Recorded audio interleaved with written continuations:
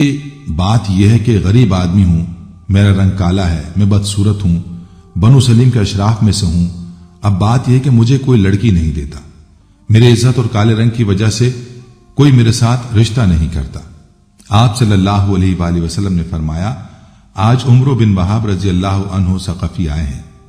یہ مدینہ منورہ کے ایک چودھری تھے، بڑے مالدار تھے، ان کی بیٹی بڑی خوبصورت تھی. صحابہ رضوان اللہ علیہم اجمعین نے کہا وہ مجلس میں تو موجود نہیں. آپ صلی اللہ علیہ وآلہ وسلم نے فرمایا، جاؤ عمرو بن وہاب رضی اللہ عنہ کو کہو کہ اپنی لڑکی تیرے نکاح میں دے دیں. حضرت سعد رضی اللہ عنہ جا کے دروازے پر پہنچے، دروازے پر دستک دی. حضرت عمرو بن وہاب رضی اللہ عنہ باہر نکلے، پوچھا بھائی کیا بات ہے؟ کہا میں رسول اللہ صلی اللہ علیہ وآلہ وسلم کا بھیجا ہوا ہوں اور آپ صلی اللہ علیہ وآلہ وسلم کا قاصد ہوں. آپ کے پاس آپ کی بیٹی کی شادی کا پیغام لایا ہوں. بظاہر انہیں یقین نہیں آیا، اس لیے کہا کہ بھاگ جا، کہاں کی بات کرتا ہے؟ وہ تو بیچارہ غریب تھا، پہلے کا غم کھایا ہوا. وہ تو ڈر کے وہاں سے پیچھے ہٹا. ادھر عمرو رضی اللہ عنہ کی بیٹی حسن و جمال میں مشہور بیٹی کے کان میں آواز پڑ گئی. پیچھے سے آواز دی، ابا جان سوچ تو لیا کرو کیا کہہ رہے ہو. نبی صلی اللہ علیہ وآلہ وسلم کی بات کو ٹھکرا رہے ہو، ہلاک ہو جاؤ گے. میں نبی کے حکم کے سامنے تیار ہوں، میں کالے گورے کو نہیں دیکھ رہی، نبی صلی اللہ علیہ وآلہ وسلم کے حکم کو دیکھ رہی ہوں. جاؤ میں تیار ہوں اور کہہ دو میں شادی کروں گی. حضرت عمرو بن وہاب رضی اللہ عنہ ثقفی بھاگے بھاگے پیچھے گئے. آپ مجلس میں تشریف فرما ہیں. جب دیکھا کہ عمرو آئے ہیں تو فرمایا، تو نے ہی اللہ کے رسول صلی اللہ علیہ وآلہ وسلم کی بات کو ٹھکرایا. عمرو رضی اللہ عنہ نے عرض کیا، میرے ماں باپ آپ پر قربان، یا رسول اللہ صلی اللہ علیہ وآلہ وسلم خطا ہوئی معاف فرمائے، حکم کیجئے کیا حکم ہے؟ فرمایا اس سے اپنی بیٹی کی شادی کرا دو. عمرو رضی اللہ عنہ نے عرض کیا کہ آپ نکاح پڑھائیں گے؟ آپ نے نکاح پڑھایا، 400 درہم مہر مقرر کیا. آپ نے فرمایا جاؤ سعد رضی اللہ عنہ لڑکی کو لے کر آؤ. کوئی بارات وغیرہ تو ہوتی نہیں تھی. فرمایا سعد رضی اللہ عنہ جاؤ بیوی کو لے کر آؤ. عرض کیا یا رسول اللہ صلی اللہ علیہ وآلہ وسلم میرے پاس تو 1 درہم بھی نہیں ہے، میں 400 کہاں سے پیدا کروں اور اس کو لے کے آؤں؟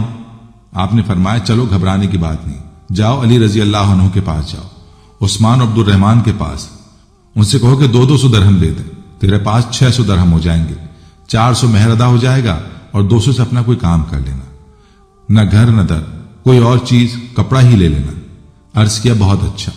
حضرت عثمان، حضرت علی، حضرت عبد الرحمان رضی اللہ عنہ کے پاس گئے.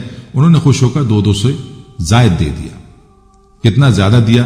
صرف اتنا لفظ آتا ہے کہ 200 اور کچھ زیادہ 900 یا 1000 ہوں گے. اب حضرت سعد رضی اللہ عنہ بڑے خوش. کیوں بھائی، ایک نوجوان جو بڑی خوبصورت لڑکی سے شادی کرنے والا ہو، اس کے جذبات کو کون سمجھ سکتا ہے سوائے اس کے جس پر خود گزری ہو. کیا جذبہ ہوگا سعد رضی اللہ عنہ کا. کہنے لگے لڑکی کو لینے بعد میں جاؤں گا، پہلے تو کچھ سودا بازار سے خرید لوں، 400 تو مہر میں کیا باقی کیا کروں، کچھ کا کپڑا کچھ کا کھانے پینے کا سامان خرید لوں گا تاکہ میرا کچھ کام چل سکے، گھر کی مشکل بن سکے. جب بازار میں داخل ہوئے تو ایک آواز کان میں پڑی، اے اللہ کے دوستو اللہ کے راستے میں نکلو. بس یہ سننا تھا کہ حضرت سعد رضی اللہ عنہ کے قدم زمین پر جم گئے. سارے جذبات سارے احساسات کو ایک بول نے نکال کے اللہ اور اس کے رسول صلی اللہ علیہ وآلہ وسلم کی محبت کو دل میں ڈال دیا. کوئی ہے ایسا ایمان والا جو اتنے بڑے جذبات کو اللہ اور اللہ کے رسول صلی اللہ علیہ وآلہ وسلم کی بات پر قربان کرے؟ آسمان پر ایک بھرپور نگاہ ڈالی اور یوں کہا، اے زمین و آسمان کے رب اور اے محمد صلی اللہ علیہ وآلہ وسلم کے رب، اللہ اب میرا یہ مال شادی پر نہیں لگے گا، میرا یہ مال وہاں لگے گا جہاں تو بھی راضی، تیرا رسول بھی راضی اور مسلمان بھی خوش ہو جائیں گے. نہ شادی یاد رہی، نہ رات کا وصال یاد رہا، نہ سہاگ رات یاد رہی، نہ بیوی کے پہلو میں رات کا لیٹنا یاد رہا اللہ اور رسول کا کام یاد رہا. گھوڑا خریدا، ڈھال خریدی، تلوار خریدی، چہرے کو چھپا کر صرف آنکھیں ننگی، باقی چہرہ چھپا ہوا. صحابہ رضوان اللہ علیہم اجمعین کے لمبے چوڑے سر پر خود نہیں پہنتے تھے جیسے رومیوں کی عادت تھی. معمولی سامان ہوتا، صحابہ رضی اللہ عنہم اجمعین کہنے لگے، ارے یہ کون ہے چہرہ چھپائے ہوئے؟ اور آپ کو خبر ہے کہ چہرہ کیوں چھپایا ہے؟ چہرہ اس لیے چھپایا کہ اگر مجھے حضور صلی اللہ علیہ وآلہ وسلم نے دیکھ لیا تو کہیں واپس نہ بھیج دیں۔ کہہ رہے تو کہاں جا رہا ہے؟ میں نے تمہیں کہاں بھیجا تھا؟ یہ خیال ہے کہ کہیں حضور اکرم صلی اللہ علیہ وآلہ وسلم نے دیکھ لیا تو واپس نہ ہو جاؤں۔ کسی نے پوچھا کون ہے؟ حضرت علی رضی اللہ عنہ نے کہا، ارے اللہ کا بندہ کوئی پردیسی ہوگا، تمہارے دین کی مدد کے لیے تمہارے ساتھ آ گیا۔ ارے چھوڑو اسے۔ اب جو ہوئی ٹکر اور میدان میں اترے، لڑتے لڑتے حضرت سعد رضی اللہ عنہ کے گھوڑے کو جو تیر لگا، گھوڑا الٹ کر گرا اور گر کر مرا۔ حضرت سعد رضی اللہ عنہ بھی ساتھ ہی گرے اور جلدی سے اٹھے اور جلدی جلدی اپنے بازو اوپر چڑھائے۔ حضور اکرم صلی اللہ علیہ وآلہ وسلم نے بازوؤں کو دیکھا، اس کے کالے کالے بازو جب باہر نکلے، آپ صلی اللہ علیہ وآلہ وسلم نے دیکھا اور فرمایا کہ تو مجھے سعد نظر آتا ہے۔ عرض کیا، میرے ماں باپ آپ پر قربان ہو جائیں، اے اللہ کے رسول، میں سعد ہی ہوں۔ آپ نے فرمایا، خوشخبری لے لے تو جنتی ہو گیا، تو خوش بخت ہو گیا۔ بس اس کو یہ سننا تھا کہ چھلانگ لگائی۔ مجمع میں یہاں تک آواز آئی، یا رسول اللہ، سعد رضی اللہ عنہ شہید ہو گئے۔ حضور اکرم صلی اللہ علیہ وسلم دوڑ کے گئے اور سعد رضی اللہ عنہ کے سر کو اپنی گود میں رکھا۔ آنسوں کی لڑیاں سعد رضی اللہ عنہ کے خون کو پوچھ رہی تھی۔ حضور اکرم صلی اللہ علیہ وآلہ وسلم کے آنسو سعد رضی اللہ عنہ کے چہرے پر گر رہے تھے۔ آپ فرما رہے ہیں کہ اے سعد رضی اللہ عنہ، تیری خوشبو اللہ اور اللہ کے رسول کو بہت پیاری ہو چکی ہے۔ اے سعد رضی اللہ عنہ، تو اللہ اور اس کے رسول صلی اللہ علیہ وآلہ وسلم کو بے انتہا پیارا ہو چکا ہے۔ رو رہے ہیں۔ روتے روتے آپ صلی اللہ علیہ وآلہ وسلم نے منہ پھیرا اور فرمایا، رب کعبہ کی قسم، سعد حوض پر پہنچ گیا۔ حضرت ابو لبابہ رضی اللہ عنہ بن منذر نے فرمایا، رسول اللہ صلی اللہ علیہ وآلہ وسلم، یہ حوض کیا ہے؟ آپ صلی اللہ علیہ وآلہ وسلم نے فرمایا، یہ حوض وہ ہے جو میرے رب نے مجھے دیا ہے، اس دودھ سے زیادہ سفید، شہد سے زیادہ میٹھا۔ جب ایک دفعہ اس کو کوئی پی لے گا دوبارہ پیاس نہیں لگے گی۔ حدیث میں آئے کہ اس حوض کے 4 کنارے ہیں۔ پہلے کنارے پر حضرت ابوبکر صدیق رضی اللہ عنہ، دوسرے کنارے پر حضرت عمر رضی اللہ عنہ، تیسرے کنارے پر حضرت عثمان رضی اللہ عنہ اور چوتھے کنارے پر حضرت علی رضی اللہ عنہ ہوں گے۔ یہ چاروں صحابہ رضی اللہ عنہ مجمعین کناروں پر کھڑے ہیں، امت آ رہی ہے، یہ پلا رہے ہیں۔ حضرت ابو لبابہ رضی اللہ عنہ نے کہا، حوض کا مطلب سمجھ میں آ گیا کہ اس حوض پر سعد رضی اللہ عنہ پہنچ گیا ہے۔ آپ رضی اللہ عنہ نے پھر عرض کیا، یا رسول اللہ صلی اللہ علیہ وآلہ وسلم، میں نے مختلف باتیں آپ میں ملاحظہ کی۔ ایک تو آپ روئے، پھر آپ ہنسے، پھر آپ نے منہ پھیر لیا، یہ کیا ماجرا ہے؟ حضور اکرم صلی اللہ علیہ وآلہ وسلم نے فرمایا کہ میں جو رویا ہوں تو اپنے صحابہ رضی اللہ عنہ کی قربانی اور شوق پر رویا ہوں، اس کی جدائی پر رویا ہوں، کس حال میں تھا، کس طرف جا رہا تھا، کن جذبوں میں جا رہا تھا اور کیسے امر پر قربان ہوا ہے، اس بات پر رو رہا ہوں۔ اور ہنسا میں اس بات پر جب میں نے جنت میں اس کو دیکھا، اللہ کی بارگاہ میں اس کے درجے کو دیکھا تو میں ہنس پڑا، اور جو میں نے منہ پھیر لیا اس لیے منہ پھیر لیا کہ میں نے دیکھا جنت کی حوریں، اس کی بیویاں دوڑتی ہوئی آ رہی ہیں اور تیز دوڑ کے آ رہی ہیں کہ ان کی پنڈلیوں سے کپڑا ہٹ گیا اور ان کے پاؤں میں پازیب چھن چھن کرتی مجھے نظر آ رہی تھی، تو میں نے شرم سے منہ پھیر لیا اور فرمایا، جاؤ ان کی بیویوں سے کہہ دو کہ اللہ نے سعد رضی اللہ عنہ کو تیرے سے زیادہ خوبصورت بیویاں عطا فرما دی ہیں۔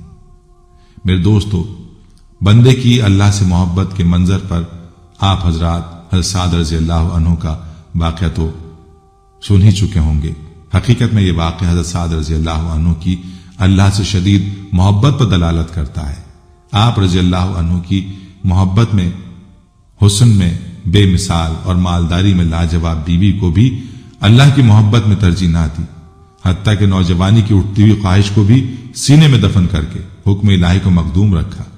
اللہ تعالی ہم سب کو ایسے جذبے والا دل عطا فرمائے۔ ایک عابد کا محبت الہی میں انگلیاں جلانے کا واقعہ آپ کو سناتے ہیں۔ بنی اسرائیل میں ایک عابد عبادت خانے میں عبادت کرتا تھا۔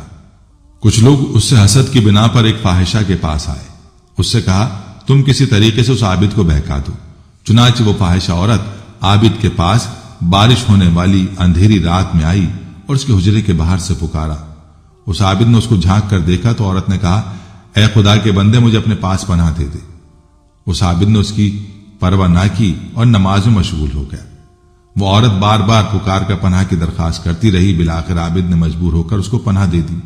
اس سے وہ عابد کے سامنے لیٹ گئی اور اپنے بدن کی خوبصورتیاں دکھانے لگی، یہاں تک کہ عابد کا نفس اس کی طرف مائل ہو گیا۔ پھر عابد پر اللہ کی محبت کا غلبہ ہوا اور اس نے اپنے نفس سے کہا، اللہ کی قسم ایسا ہرگز نہیں ہو سکتا۔ چنانچہ اس نے اپنے نفس کو سزا دینے کے لیے اسے آگ پر کتنا صبر ہے اپنی انگلی چراغ پر رکھ دی، حتیٰ کہ وہ جل گئی۔ پھر دوبارہ اپنی نماز کی طرف لوٹ آیا، لیکن اس کے نفس نے پھر پکارا، پھر یہ چراغ کی طرف گیا، ایک اور انگلی جلا ڈالی۔ پھر اسی طرح سے اس کا نفس اس کی خواہش کرتا رہا اور وہ چراغ کی طرف لوٹتا رہا، حتیٰ کہ اس نے اپنی ساری انگلیاں جلا ڈالی، مگر اس فاحشہ کی طرف مائل نہ ہوا۔ اس عورت نے جب اس نوجوان کے نفس کشی اور خوف خدا دیکھا تو اس عورت نے ایک چیخ ماری اور مر گئی۔ ایک اور واقعہ، فرعون کی باندی کا محبت الہی میں تکلیف برداشت کرنا۔ فرعون کی ایک باندی تھی، وہ موسیٰ کے رب پر ایمان لے آئی۔ فرعون کو جب پتہ چلا، اسے دربار میں بلایا تو وہ خوشی خوشی دربار میں آئی، اور کیوں نہ آتی، آج تو اس کی محبت کا امتحان کے بعد وصال محبوب کا دن تھا۔ تو کہا، جان جائے بلا سے جائے مگر محبوب مل جائے۔ فرعون نے کہا کہ کیا تو کسی اور خدا کی عبادت کرنے لگی ہے؟ فرمایا کہ ہاں ضرور یہی بات ہے۔ اچھا، اس خدا کو چھوڑ دے اور میری خدائی کا اقرار میرے سامنے کر لے۔ فرمایا، یہ تو قیامت تک نہ ہوگا۔ حکم دیا کہ اچھا اس عورت کو چومیخا کرو۔ فوراً چاروں ہاتھ پیروں کو میخوں سے جکڑ کر اور بالکل بے حس و حرکت لٹا دیا۔ پھر بہت سے سانپ اور بچھو جو اہل اللہ کے کٹوانے کے لیے موجود رہتے تھے منگوائے گئے اور اس عورت کے اوپر ڈالے اور کہا کہ لے، اب بھی اس خدا کو چھوڑ دے، نہیں تو پورے 2 ماہ اسی عذاب میں ڈالے رہوں گا۔ بی بی ماشطہ نے جواب دیا کہ تو 2 مہینے تو کیا، بے شک سارے سال عذاب میں دے کر رکھ لے۔ روز بروز خدا کی محبت زیادہ ہوگی، ایک ذرہ کم نہ ہوگی۔ بخاری کی روایت ہرقل شاہ روم کے الفاظ ہیں کہ ایمان کی شان یہ ہے کہ جب ایمانی لذت دل میں بھر جاتی ہے پھر کسی طرح نکلنے کا نام نہیں لیتی۔ اے فرعون، 2 مہینے تو کیا اگر برسوں تک بھی عذاب کرے گا تو یہ بندی اپنے مولا رب العلا کو نہ چھوڑے گی۔ اس نے ایک بیوی کی 2 لڑکیاں، ایک 4-5 سال کی اور ایک ابھی دودھ پیتی تھی۔ فرعون نے کہا، دونوں کو بلا کر پہلے بڑی لڑکی کو ماں کی چھاتی پر لٹا کر ذبح کیا اور پھر کہا، لے اب بھی سمجھ جا، نہیں تو اس دودھ پیتی بچی کو بھی اسی طرح ذبح کر دیں گے۔ فرمایا، اگر تو سارے جہاں کو لا کر میری چھاتی پر ذبح کر ڈالے گا تو بھی میں اس محبوب کو نہیں چھوڑوں گی۔ یہ سن کر فرعون نے حکم دیا کہ چھوٹی لڑکی کو بھی ذبح کیا جائے۔ جس وقت اس معصوم ننھی سی جان کو چھری کے نیچے ماں کی چھاتی پر جہاں وہ پہلے دودھ پیا کرتی تھی، آج اپنی چھوٹی سی جان اس نعمت کے شکریہ میں راہ مولا میں قربان کرنے کے لیے لٹائی گئی، ماں کی آنکھوں میں آنسو بھر آئے۔ 6 مہینے کی جان نے بآواز بلند کہا، ہائے اماں روتی کیوں ہو؟ وہ جنت تمہارے لیے تیار ہو رہی ہے۔ اے ماں، جنت پہنچ کر دیدار الہی نصیب ہوگا۔ ماں بچی سے تعجب کی بات سن کر پوری مضبوط ہو گئی۔ ادھر ظالموں نے اسے ذبح کیا۔ ننھی بچی کا فراق زیادہ ماں نے پسند نہ کیا، خود بھی ساتھ ساتھ راہی جنت ہوئی اور نہایت آرام سے جنت میں پہنچ گئی۔ یہ تینوں ماں بیٹیاں ادھر راہ خدا میں کام آئی۔ جب سید الموجودات خلاصہ کائنات علیہ الصلوۃ والسلام معراج پر تشریف لے گئے اور براق میدان مصر کے قریب پہنچا، یکایک جنت کی خوشبو آپ صلی اللہ علیہ وآلہ وسلم کے دماغ میں آئی۔ فرمایا کہ جبریل، یہ کیسی خوشبو ہے؟ کیا یہ خوشبو جنت کی خوشبو ہے؟ حضرت جبریل علیہ السلام نے فرمایا کہ یا حضرت، جنت تو یہاں سے بہت فاصلے پر ہے، لیکن یہ فرعون کی دختر کی کنگھی کرنے والی عورت کی خوشبو ہے۔ واہ، سبحان اللہ و بحمدہ، سبحان اللہ العظیم۔ ایمان میں کیسی تیز خوشبو ہے کہ جس کی خاک میں ایمان والا مل جائے گا اور اس خاک کو نمونہ جنت بنا دے گا۔ ہاں، سوچنے والی بات یہ ہے کہ جب قبر کے باہر سے خوشبو کا یہ عالم ہے تو اندر انعامات برس رہے ہوں گے۔ ایک اور واقعہ آپ کو سناتے ہیں، فرعون کی بیوی کا محبت الہی میں عیش و عشرت ٹکرا دینے کا واقعہ۔ اس تمام منظر کو جب فرعون کی بیوی آسیہ نے دیکھا تو اس نے دل میں کہا، کوئی ماں اپنے بچوں کو ایسے قربان کر سکتی ہے؟ کوئی ماں اپنے بچوں کو ایسے قربان نہیں کر سکتی سوائے دین حق کے۔ روبرو وقت شہادت اس بیوی کے لیے ملائکہ کا آسمان سے نازل ہونا اور روح مبارک کو جنت کے کفنوں میں لپیٹ کر لے جانا سب نظر آ رہا تھا۔ اب کیا تھا، محبوب کے گھر کے ملازمین نظر آ گئے۔ جوش الہی پیدا ہو گیا اور حجاب درمیان سے اٹھ گیا۔ عشق اور مشق چھپائے نہیں چھپتا۔ بی بی آسیہ رضی اللہ عنہا دیوانوں کی طرح بکھر بیٹھی۔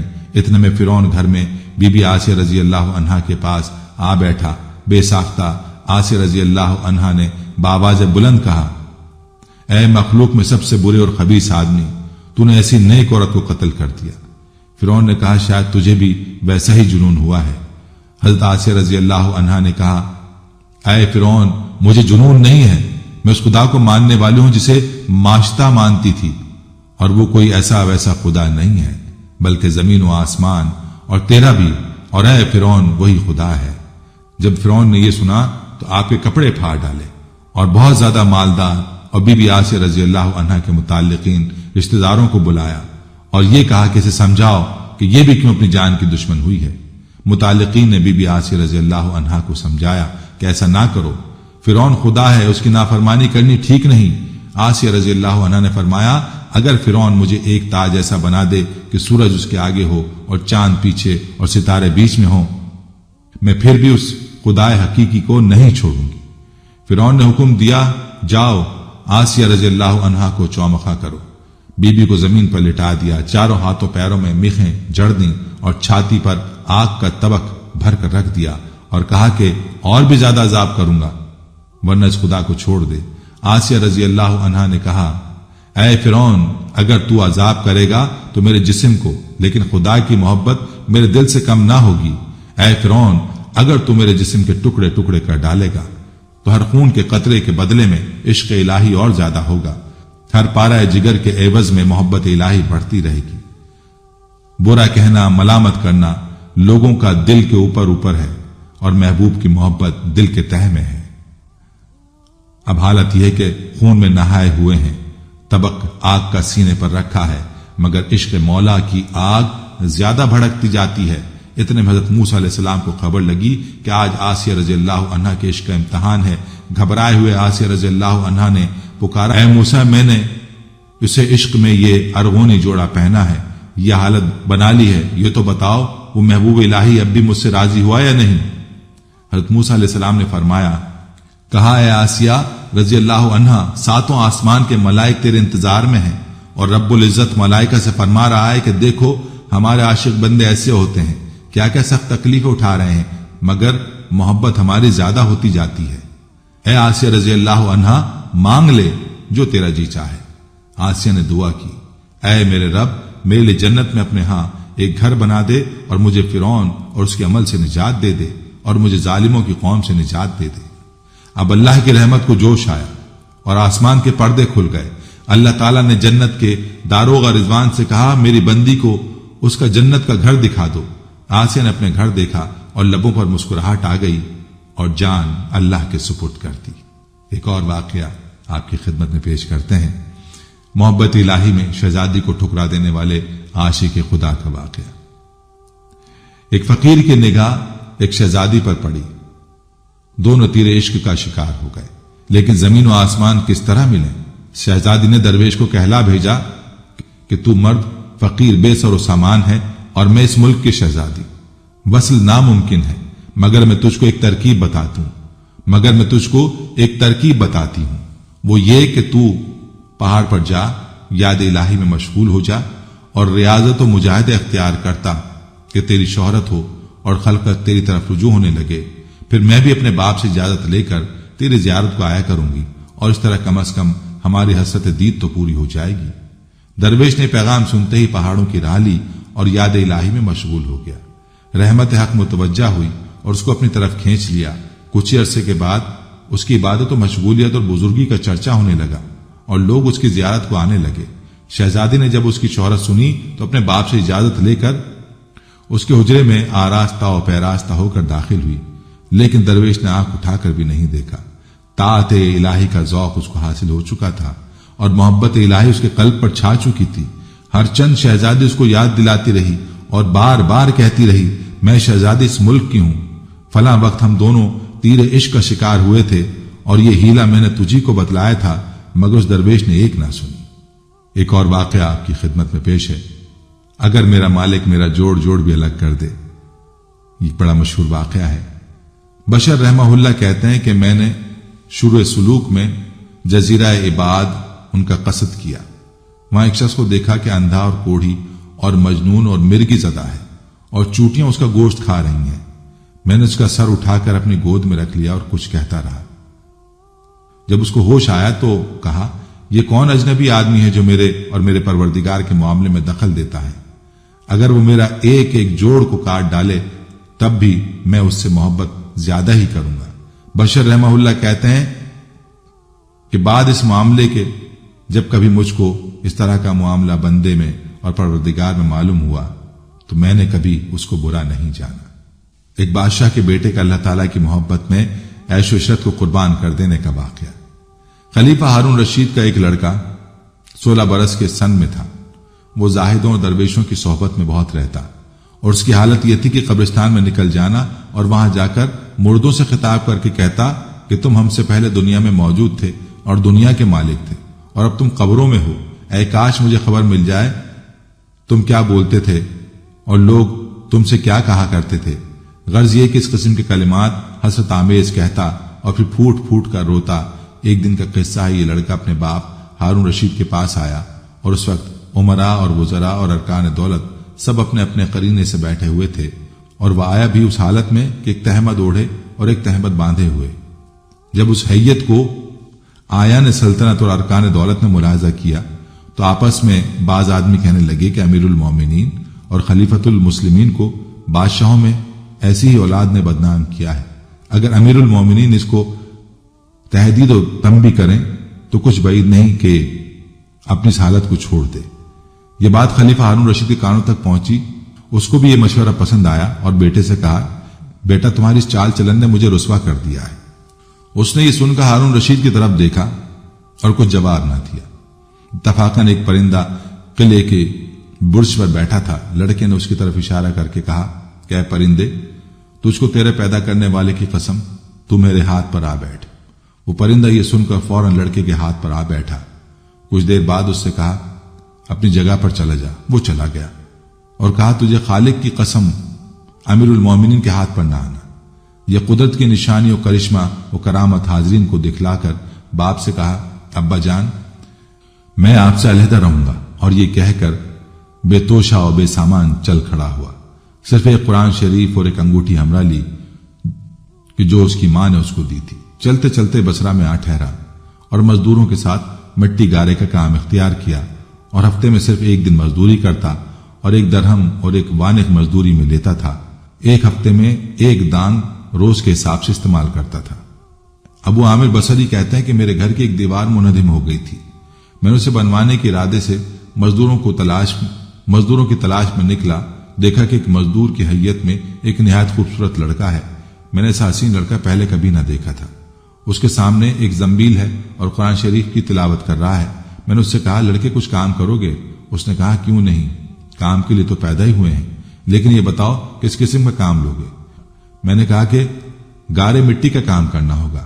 کیا بہتر ہے، لیکن 1 درہم اور 1 وانگ لوں گا اور نماز کے وقت اپنی نماز پڑھوں گا۔ میں نے کہا، منظور ہے، چلو۔ میں لے کر آیا اور کام پر لگا کر چلا گیا۔ جب مغرب کا وقت آیا تو آ کر کیا دیکھتا ہوں کہ اس نے 10 آدمیوں کے برابر کا کام کیا ہے۔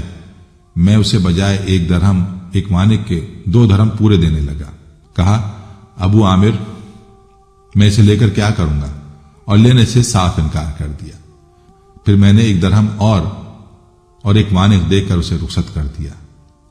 دوسرے دن پھر میں اس کی تلاش میں بازار گیا۔ ہر طرف تلاش کیا لیکن وہ کہیں نہیں ملا۔ میں نے لوگوں سے پوچھا کہ ایسی صورت اور شان کا لڑکا جو مزدوری کرتا ہے کہاں ہے؟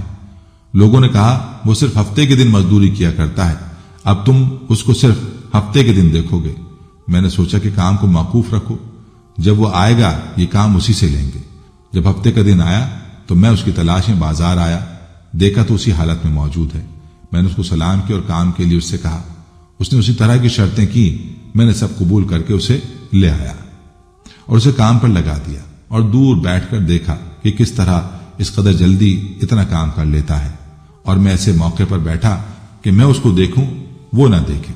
دیکھتا کیا ہوں کہ اس نے ہاتھ میں گارا لیا اور اسے دیوار پر تھوپ دیا، اور اس کے پتھر خود بخود آپس میں ایک دوسرے سے ملتے جاتے ہیں۔ میں نے اپنے جی میں کہا کہ یہ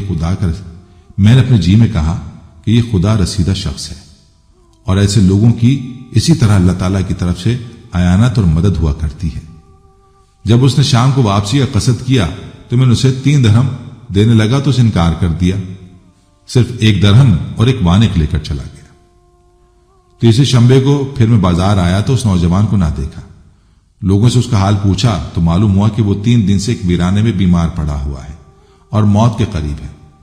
میں نے ایک شخص کو کچھ دیا اور کہا کہ بھائی مجھے وہاں لے چل جس جگہ وہ بیمار اجل راحت قلوب رونق افروز ہے۔ وہ مجھے ایک ویرانے میں لے گیا۔ وہاں دیکھا کہ نہ وہاں در ہے، نہ دروازہ، نہ مسحری، نہ کوئی سامان راحت۔ اسی لق و دق میدان میں بے کس و بے بس وہ نوجوان بے ہوش پڑا ہے۔ میں نے جا کر سلام کیا اور دیکھا تو سر کے نیچے ایک اینٹ کا ٹکڑا رکھا ہوا ہے اور مرنے کے قریب ہو رہا ہے اور موت کا انتظار کر رہا ہے۔ میں نے جا کر اسے دوبارہ سلام کیا تو اس نے آنکھ کھولی اور مجھے پہچانا اور کہا کہ آپ مجھے دفن کر دیجیے گا اور یہ قرآن شریف اور انگوٹھی امیر المومنین ہارون رشید کے پاس پہنچا دینا۔ دیکھو یہ خیال رکھنا کہ تم اپنے ہاتھ سے امیر المومنین کے ہاتھ میں دینا، اور یہ کہنا کہ میرے پاس تمہاری ایک امانت ہے، ایک مسافر مسکین لڑکے نے سپرد کی ہے، اور امیر المومنین سے یہ بھی کہنا کہ دیکھو بیدار رہو، اس غفلت و دھوکے میں تمہاری موت نہ آ جائے۔ یہی باتیں ہو رہی تھی کہ طائر روح قفس انصری سے پرواز کر گیا، اور اس وقت میں نے جانا کہ یہ خلیفہ کا جگر گوشہ ہے۔ میں نے اس کی سب وصیتوں کو پورا کیا اور قرآن شریف اور انگوٹھی لے کر بغداد آیا اور خلیفہ ہارون رشید کے محل کے ارادے سے نکلا، اور ایک بلند مقام پر جو میں جا کر کھڑا ہوا دیکھا ایک عظیم الشان لشکر آ رہا ہے، اس میں تخمیناً 1000 سوار ہوں گے۔ پھر اس کے بعد پے در پہ 10 رسالے آئے اور ہر رسالے میں 1000 سوار تھے۔ 10ویں رسالے میں امیر المومنین ہارون رشید تھے۔ میں نے پکارا تم کو قرابت رسول صلی اللہ علیہ وآلہ وسلم کی قسم ہے، ذرا توقف کرو۔ جب امیر المومنین نے مجھ کو دیکھا اور آواز سنی تو توقف فرمایا۔ میں نے قریب جا کر وہ قرآن شریف اور انگوٹھی سپرد کی جو اس لڑکے نے پیغام میں کہا تھا، سب پہنچا دیا۔ امیر المومنین نے یہ سن کر کچھ دیر سر جھکایا اور آنسو بہائے۔ ابو عامر کہتے ہیں کہ اس رات جب میں اپنے وظائف سے فارغ ہو کر سویا تو خواب میں دیکھتا ہوں کہ ایک نور کا قبا ہے اور اس پر ایک نور کا ابر ہے۔ وہ نور پھٹا اور اس میں سے وہ لڑکا یہ کہتا ہوا نکلا، اے ابو عامر، حق تعالیٰ تم کو جزائے خیر دے، تم نے خوب میری وصیتوں کو پورا کیا۔ میں نے پوچھا بیٹا تم پر کیا گزری اور تمہارا ٹھکانہ کہاں ہوا ہے؟ اس نے کہا کہ اپنے پروردگار رحیم و کریم کے پاس ہوں اور وہ مجھ سے راضی ہے، کچھ ناراض نہیں، اور مجھے ایسی نعمت عطا فرمائی کہ نہ کسی آنکھ نے دیکھی اور نہ کسی کان نے سنی اور نہ کسی کے دل پر ان کا خیال تک گزرا۔ حق تعالیٰ نے قسم کھا کر فرمایا ہے کہ جو بندہ دنیا کی نجاستوں سے ایسا نکل کر آئے گا جیسے کہ تو نکل کر آیا ہے تو اس کو ایسی ہی نعمتیں دوں گا جیسی تجھ کو دی ہیں۔ اس کے بعد میری آنکھ کھلی تو دل میں اس کی باتوں سے اور بشارت سے ایک خوشی اور سرور پایا۔ یہ ہے محبت الہی کا کمال۔ ناظرین، ایک اور واقعہ حضرت ایوب علیہ السلام کا محبت الہی سے لبریز واقعہ ہے۔ روز ریاحین میں لکھا ہے حضرت ایوب علیہ السلام پر مرض آزمائش نازل ہونے لگی۔ حضرت جبریل علیہ السلام آئے اور یہ خبر لائے کہ اے ایوب، خدا کی طرف سے تم پر سخت امتحان آنے والا ہے جس کی برداشت پہاڑوں میں نہ ہوگی۔ حضرت ایوب علیہ السلام نے سن کر فرمایا، اگر مجھے میرے محبوب کا دیدار اور وصال نصیب ہوتا تو صبر کروں گا، کہ جہاں کو تعجب ہو جائے گا کہ کس طرح ایوب نے ایسی مصیبت پر صبر کیا۔ وہی آئی، ایوب صبر کے لیے تیار ہو جا۔ اجلیس نے جناب باری میں عرض کیا، الہی تو نے تو ایوب کو قسم قسم کی نعمتیں کر رکھی ہیں، اس لیے وہ شکر گزاری کرتا ہے، مال کی جگہ مال، اولاد کی جگہ اولاد۔